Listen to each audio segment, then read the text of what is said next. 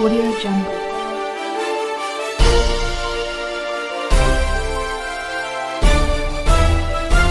Audio Jungle. कंधरा में report कर रहो है Naveed Mustafa Kandhro. Government higher secondary school Kandhra के 10वीं बी क्लास के शागिर्दन पारां उस्तादन के फेयरवेल पार्टी उस्ताद सैयद ज़फ़र हुसैन शाह की निगरानी में ॾिनी वई। उन मौके ते आयल मेहमानन ऐं उस्तादन के गुलन जा हार पाराया विया, जॾहिं त शागिर्द शकील जागिराणीअ उस्ताद सैयद ज़फ़र हुसैन शाह जन के सिंध की सूखड़ी अजरक ओढ़ायो।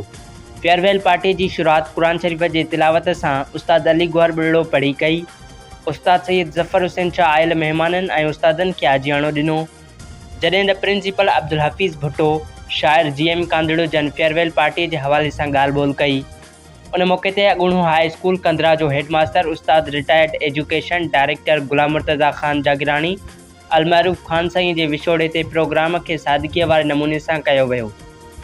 उन मौके ते कुल पढ़ी उस्ताद गुलाम मुर्तज़ा ख़ान जागिराणी अलमारूफ़ ख़ान साईं के रूह के ईसाले सवाब पहुँचाइण लाइ दुआ घुरी वई।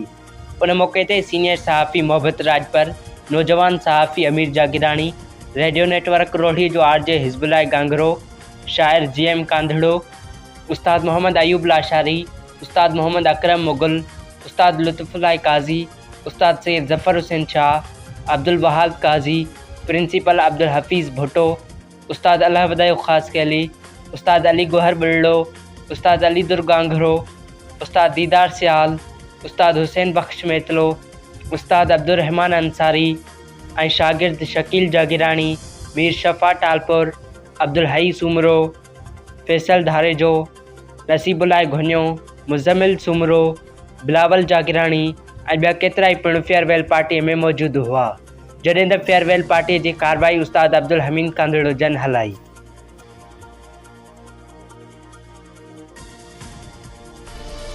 Audio Jungle.